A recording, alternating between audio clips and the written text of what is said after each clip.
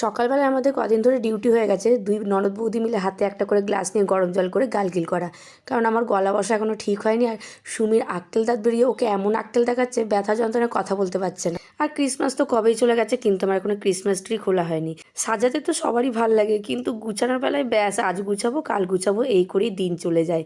সুমি যার কিনা তাড়াতাড়ি খাওয়া হয় 5-10 মিনিটের মধ্যে, সে এখন খাচ্ছে দেখো কত আস্তে আস্তে করে। আর ছোটো বাচ্চাদের কথা তো আজকাল একদমই বিশ্বাস করা যায় না। বললো আমাদের সাথে একসাথে নিজের হাতে খাবে, কিন্তু এখন ওকে সুমি খাইয়ে দিচ্ছে। দুপুরবেলায় আবার খেয়ে দিয়ে রেডি হয়ে গেলাম। জানো তো আমাদের বাড়িতে নতুন অতিথি এসে, তাও আবার দুটো একসাথে, তাকে দেখতে এসে পরে আবার আমি বসলাম পিঠে করতে। ওহ আমার কি এনার্জি গো! থুড়ি বসে বসে নয়, দাঁড়িয়ে দাঁড়িয়ে পিঠেগুলো পুরো কমপ্লিট করলাম, আর আমি একা একাই করেছি, তাই আমার ভীষণ আনন্দ লাগছে। কিন্তু আজ আমার চালগুড়ি মাখাটা প্রচণ্ডই নরম হয়ে গেছে, কিন্তু পিঠেগুলো কিন্তু খেতে ভীষণই নরম হয়েছিল। কিন্তু আমি পিঠেগুলো ডিজাইন করতে মোটেও ভালোভাবে পারি না। তো চলো, আমার পিঠে বানানো কমপ্লিট। টাটা।